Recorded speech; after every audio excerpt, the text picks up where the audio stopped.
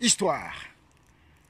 Ma mémoire se promène ce matin et arrive devant un grand fleuve. Et sur la rive, un château. Un très joli château. Un beau château à la terre rouge. Dans ce château, dit-on, vit la femme la plus belle au monde. Et c'est le château du roi Moussa. Et cette femme, c'est la femme du roi Moussa. Alors, personne ne l'a jamais vue, personne ne la connaît ni de nom ni de visage. Mais tout ce qu'on sait, c'est que dans ce château vit la femme la plus belle au monde.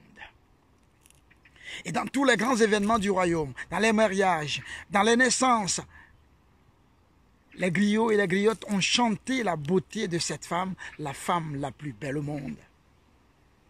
Ils ont chanté son cou. Ils ont chanté ses cheveux. Ils ont chanté ses seins. Ils ont même chanté son âme. Et le peuple les a suivis. Partout, partout, toute la population, partout, tout le monde chante la beauté de cette femme, la femme la plus belle au monde, la femme du roi Moussa. Mais à un moment, le peuple se lasse. Le peuple se lasse. Oh, peut-être même qu'elle n'existe pas, disent-ils. Ou peut-être qu'elle est devenue une vieille femme, déjà une vieille femme, ridée, aux coupes avachies, au sein tombant. Et de toute la façon, tout a une fin. Le peuple se lasse. Alors un jour, un griot se lève et entame un grand voyage jusqu'au palais, jusqu'à ce château, le palais du roi Moussa. Il demande à rencontrer le roi. Les griots le chassent et se moquent de lui bruyamment. Mais le griot n'est pas parti très loin. Il va s'adosser contre un baobab en face du palais. Il sort son instrument de musique et se met à chanter. Il chante la beauté de cette femme, la femme la plus belle au monde, la femme du roi Moussa. Jeliye la la ye, Jeliye la la ye,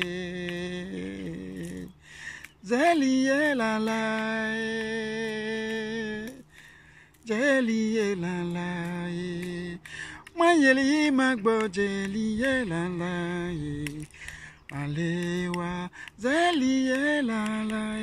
Plus tard, le roi se réveille de son lourd sommeil. Et cette musique vient caresser ses oreilles. Qu'est-ce que c'est? Oh, c'est un griot, majesté. Nous l'avons chassé, il demande à vous voir, mais faites-le entrer, a dit le roi Moussa. Bientôt, le griot se présente devant le roi. Alors le roi lui dit, alors noble griot, pourquoi souhaites-tu me voir? En réalité, dit le griot, je souhaite rencontrer la femme la plus belle au monde. Quoi? Le roi s'indigne, il se fâche. Comment tu oses venir jusqu'ici demander à voir la femme la plus belle au monde? Non, je n'ose pas, majesté. Je n'ose pas. C'est mon tambour que voici qu'il exige. Le roi éclate d'un rire et dit, mais tu as quand même réussi à me faire rire. Qu'est-ce que ton tambour vient chercher dans cette histoire? Majesté, voyez-vous,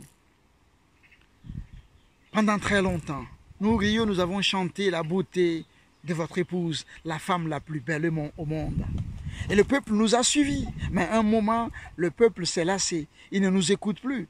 Il y en a même qui disent qu'elle n'existe pas. Il y en a qui disent dans notre dos que peut-être qu'elle est devenue une vieille femme au sein tombant à la coupe avachie. Le roi se fâche davantage, les chacals. Il ose croire que ma femme est devenue une vieille femme avachie, à la coupe avachie au sein tombant. Et dans sa colère, le roi fait enfermer le griot. Et toute la nuit, le roi l'a passée blanche. À côté de sa femme, il l'a retournée, il l'a regardé sous toutes ses formes et sous toutes ses coutures. Il voudrait s'assurer que tout le jardin est resté intact.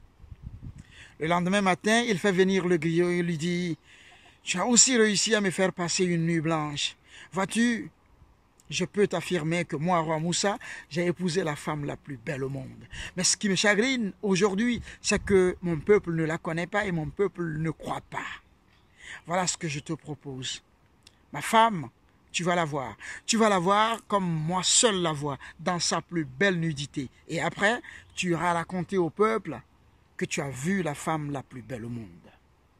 Mais seulement, après l'avoir vue, je vais te crever les yeux. » Moussa dit qu'il va crever les yeux au griot. Alors le griot sort encore son instrument. Il joue de son instrument et il dit, Majesté, mon instrument a accepté. Alors un peu plus tard, le roi fait venir sa femme dans une grande salle éclairée à la lumière de puissantes torches. Et sa femme avance d'un pas rassuré, très élégante, elle avance, elle avance, elle avance, et la voici devant le griot. Alors le roi lui demande de se déshabiller devant le griot. La femme enlève son voile qui lui couvre la tête et cache son visage. Mais à peine a-t-elle enlevé ce voile que le griot sursaute et d'une main il lui fait signe d'arrêter et de l'autre il cache son visage et ses yeux, tellement ébloui par la beauté de la femme du roi Moussa. Alors, griot, ne veux-tu plus rencontrer la femme la plus belle au monde? Ne veux-tu plus la voir? Majesté, je l'ai vue. Mes yeux ont vu ses yeux. Mon âme a vu son âme. Et je comprends. Je comprends que c'est de ma faute si ton peuple ne croit plus en l'existence de cette belle femme. C'est parce que mon chant et mon instrument n'arrivaient plus à dire toute la beauté de cette belle femme. Maintenant que je l'ai vue, le peuple me croira. Alors, Majesté, vous pouvez me crever les yeux. Le roi prend son arme, alors il s'approche de Moussa et il jette l'arme au loin. Il se jette dans les bras de Moussa qu'il serre très fort. Le roi est tout content. Le roi est tellement content, il dit, mais alors griot, noble griot, crois-tu que je suis capable de te crever les yeux? Mais non! Non, tu viens de chanter la beauté de la femme la plus belle au monde. Je te bénis. Le roi lui donne un cheval, il lui donne de très beaux vêtements, il lui fait des cadeaux, il l'accompagne lui-même jusqu'à la sortie du palais et il lui dit, noble griot, va rencontrer ton peuple et va raconter à ton peuple que moi, roi Moussa, j'ai épousé la femme la plus belle au monde. Et le voilà le griot parti sur son cheval. Tagada, tagada, tagada, tagada, tagada.